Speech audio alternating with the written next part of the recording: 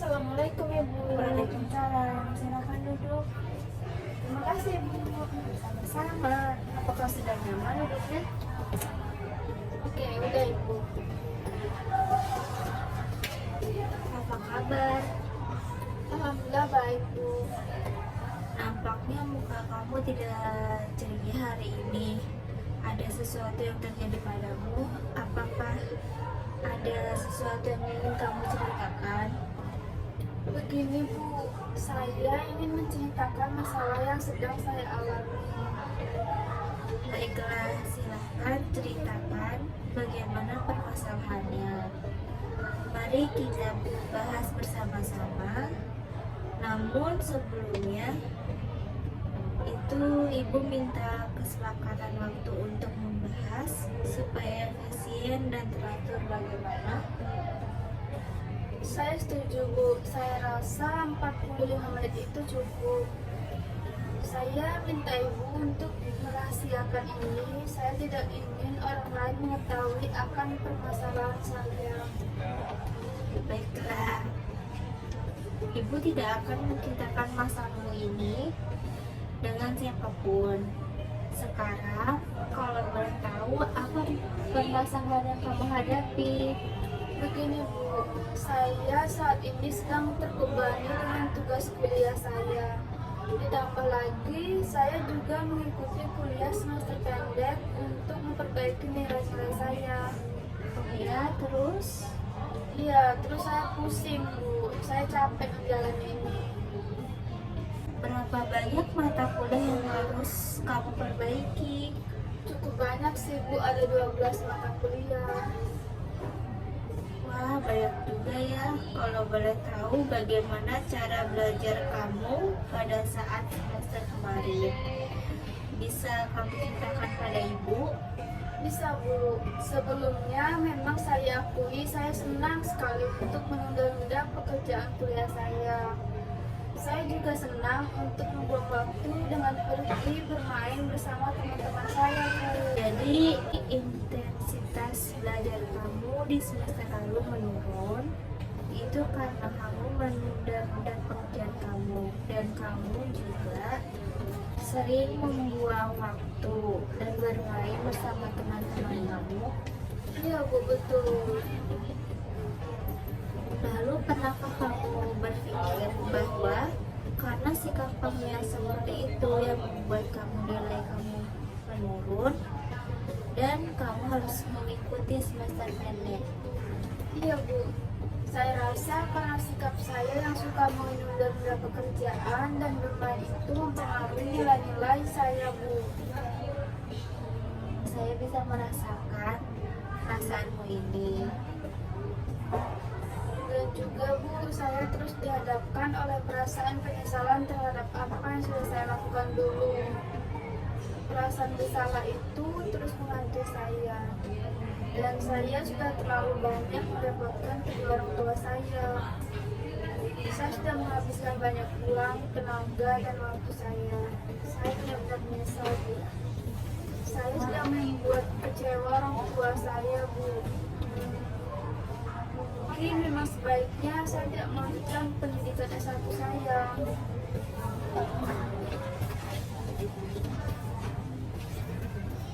Sekarang ini kamu ada di semester 7. Tahun demi tahun sudah kamu lalui. Dari awal mula kamu mengikuti seleksi masuk kampus dan sampai akhirnya kamu jadi mahasiswa yang sebentar lagi memakai magang. Orang tuamu pasti begitu mengharapkan buah hatinya bisa lulus dengan gelar sarjana.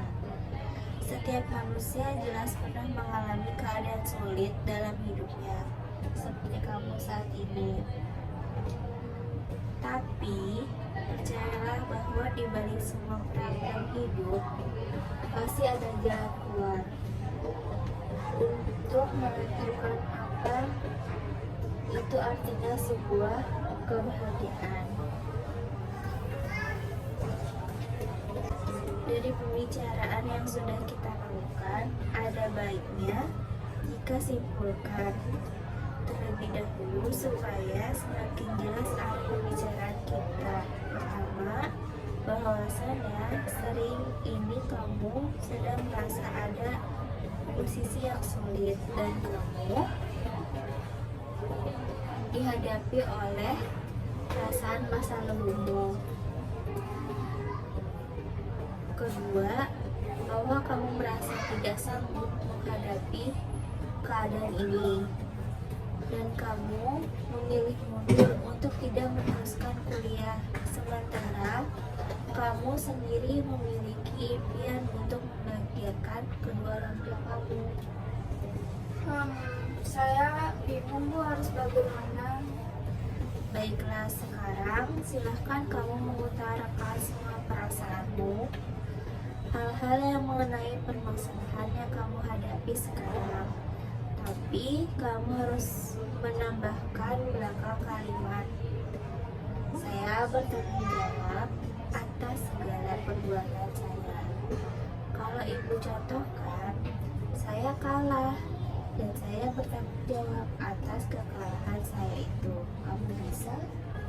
Bisa Bu, saya merasa kecewa dan saya bertanggung jawab atas kecewaan saya tersebut. Saya merasa nilai saya rendah dan saya bertanggung jawab atas nilai saya yang rendah itu.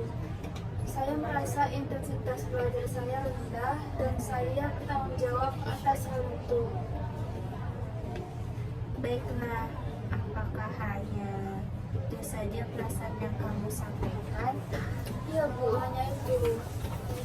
Dan setelah kamu melakukan pengungkapan perasaan, mengutarakan perasaanmu yang tadi itu, dan ditambah dengan rasa bertanggung jawab kamu, apakah ada perubahan perasaan atau pola pikir kamu yang sekarang ini?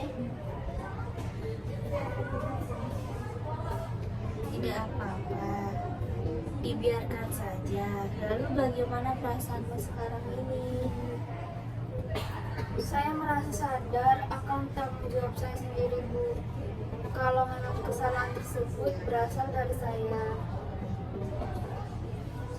Jadi kamu merasa sudah sadar akan perasaan-perasaan yang mungkin kamu ingkari selama ini? Iya Bu, saya sudah sadar akan perasaan-perasaan yang saya ingkari selama ini. Jadi saya merasa bertanggung jawab atas segala yang saya buat. Jadi kamu sudah menyadari. Kalau boleh tahu, apa perasaan seperti apa yang kamu rasakan? Perasaan mengenai keadaan buruk ini adalah akibat dari kebiasaan saya. Saya sadar kalau saya sudah membuang-buang waktu saya untuk bermain-main. Dan saya menyadari bahwa keluar dari bangku kuliah hanya akan memperburuk keadaan. Jadi sekarang kamu sudah mulai sadar setelah pengungkapan perasaan disertai dengan rasa tanggung jawab tadi. Benar seperti itu? Iya Bu, benar. Baiklah, kalau seperti itu, lalu bagaimana menurutmu untuk solusi ke depannya agar nilai-nilai kamu mengalami peningkatan dan tidak merasa terbebani dengan semester pendekmu? Iya Bu, mungkin kedepannya saya akan mengintrospeksi diri terlebih dahulu atas permasalahan saya ini. Dan saya sudah sadar bahwa penurunan nilai-nilai saya dan keikutsertaan saya pada kuliah semester pendek disebabkan karena saya suka menunda-nunda pekerjaan dan senang buang-buang waktu dengan bermain bersama teman-teman. Mulai sekarang saya harus bisa membagi waktu antara belajar dan bermain bersama teman saya. Saya juga harus menghilangkan kebiasaan saya yang suka menunda-nunda pekerjaan. Baiklah, itu merupakan solusi yang sangat bagus sekali jika kamu menerapkannya pada diri kamu sendiri, supaya nanti kamu lebih fokus pada belajar di saat kamu kuliah, dan fokuslah dengan apa yang ada pada saat sekarang ini. Tidak perlu berlarut-larut menyesali apa yang sudah terjadi. Jadikan itu sebagai pembelajaran dan jadikan harapanmu sebagai penyemangat kamu untuk terus menjadi pribadi yang lebih baik lagi. Iya Bu, saya akan sungguh-sungguh berusaha. Baiklah, semoga apa yang dicita-citakan oleh kamu bisa tercapai dan kamu bisa membahagiakan kedua orang tua kamu. Setelah konseling ini, kamu juga masih bisa berkonsultasi kepada ibu karena ibu akan selalu memberikan waktu ibu untuk kamu. Ibu ingin berkonsultasi, mungkin hanya itu saja. Apa dan masalah lain yang ingin kamu ceritakan pada ibu? Tidak Bu, mungkin itu saja. Baiklah, seperti itu konseling ini ibu akhiri. Mungkin untuk kedepannya jika ada permasalahan lain yang ingin kamu ceritakan kepada ibu, silahkan datang saja ke ruangan ibu. Iya Bu, saya sangat berterima kasih Ibu sudah mau membantu saya. Sekarang saya sudah cukup lega dan semangat lagi. Sama-sama, syukur kalau memang begitu. Ya, saya permisi dulu ya Bu. Assalamualaikum. Waalaikumsalam, Terima hati-hati kasih. di jalan. Baik, terima kasih Bu. Hai, kamu datang lagi ke sini. Ada yang ingin kamu ceritakan pada ibu? Iya Bu, sebenarnya ada, tapi gimana ya Bu? Apakah kamu baik-baik saja dengan semester pendek kamu yang kemarin kamu ceritakan kepada ibu? Tidak begitu baik Bu. Saya merasa kewalahan dengan beban semester pendek ini. Saya merasa tertekan dengan beban akademik semester pendek ini.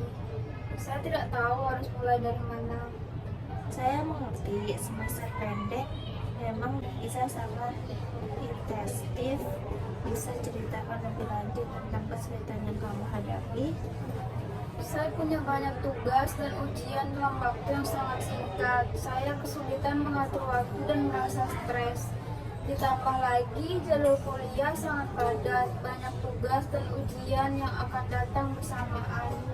Itu adalah perasaan yang wajar. Banyak mahasiswa mengalami hal yang sama. Apakah sudah kamu coba lakukan untuk mengatasi beban ini? Saya sudah mencoba belajar setiap malam. Tetap saja rasanya tidak cukup waktu, Bu. Baiklah, mari kita coba mengidentifikasi beberapa strategi yang bisa membantu kamu. Pertama, penting untuk memilih jadwal yang teratur. Apakah kamu sudah membuat jadwal pelajaran yang teratur? Belum, Bu. Saya biasanya belajar saat ada waktu luang aja. Membuat jadwal belajar bisa membantu kamu tidak teratur dan fokus. Coba akulasikan waktu khusus setiap hari untuk belajar dan pastikan juga ada waktu istirahat yang cukup. Bagaimana menurut kamu? Baik, Bu. Saya akan coba buat jadwal belajar. Tapi saya khawatir masih tidak cukup waktu.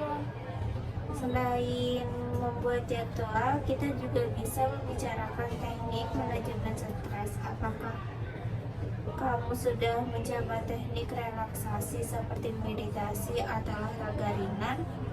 Belum, Bu. Saya belum pernah mencoba itu. Teknik relaksasi bisa sangat membantu dalam mengurangi stres. Coba luangkan waktu setiap hari dan untuk kegiatan membuat kamu relaks, misalnya berjalan sejenak atau mendengarkan musik yang kamu buat senang. Baik, saya akan coba itu juga, Bu. Bagus. Jangan lupa bahwa kamu tidak sendirian. Jika kamu merasa kewalahan lagi, jangan ragu untuk datang dan bicarakan dengan saya atau konselor lainnya. Kami di sini untuk membantu kamu. Terima kasih, Bu. Saya merasa lebih tenang sekarang. sama-sama. Semoga berhasil dengan semester pendek ini. Ingat, satu langkah kecil setiap hari bisa membantu perubahan besar. Baik, terima kasih Bu. Saya izin pamit. Ya.